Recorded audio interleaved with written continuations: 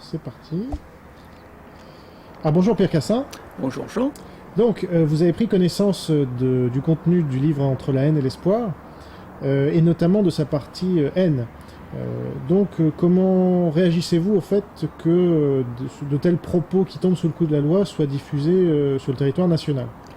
Moi j'ai déjà le souvenir d'une amie qui me disait que depuis qu'il y avait les paraboles en France, elle avait noté déjà au niveau de la montée du racisme quelque chose d'assez inquiétant. Et elle liait justement la montée d'un certain racisme, notamment d'un antisémitisme, mais aussi d'un racisme aussi anti-occidental, anti-français. Elle liait ça à la présence des paraboles.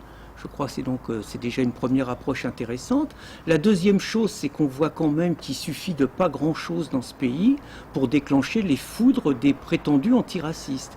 Dernièrement, à Sud Radio, je crois savoir qu'un animateur a eu un problème simplement pour relayer une information selon laquelle autour de Dominique Strauss-Kahn, il y aurait eu un lobby sioniste qui serait organisé.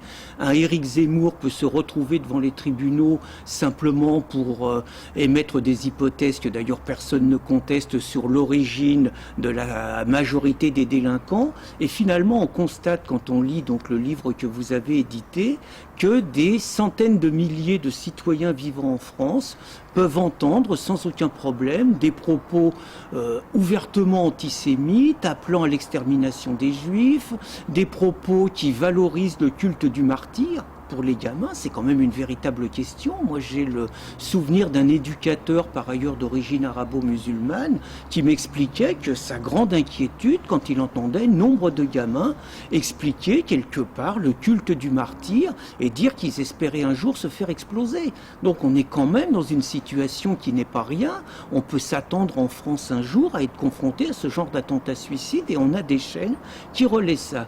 Moi, j'ai envie de dire quand même, la moindre des choses, je me souviens qu'il y a quelques années, la chaîne Almanar avait voulu émettre en France et qui avait quand même eu une levée de bouclier justement à cause du contenu de la chaîne Almanar. Donc moi j'attendrais quand même deux choses, c'est qu'une mission parlementaire, suite à la sortie de cet ouvrage, se penche sur les conséquences en France d'un tel ouvrage, et puis pourquoi pas, j'ose espérer qu'on a quand même encore la possibilité de fermer des réseaux. Moi je n'ai absolument aucun problème à ce qu'on interdise sur le territoire national des chaînes qui véhiculent ouvertement la haine et l'appel à la violence. Et en fait, vous parlez de la chaîne Almanar, donc elle a été interdite de 2004 à 2007, et depuis 2007 il y a eu un non-lieu. Donc elle est à nouveau diffusée, mais par un autre réseau. Donc, il n'empêche qu'il y a eu le débat. Il n'empêche qu'il y a eu quand même intervention à un moment de l'État. Donc est-ce que l'interdiction quand même est possible et finalement sous prétexte, là je me fais un peu l'avocat du diable, mais sous prétexte que ces chaînes contiendraient des propos qui tombent sous le coup de la loi, on les supprimerait intégralement Oui. Au moins il doit y avoir des responsables.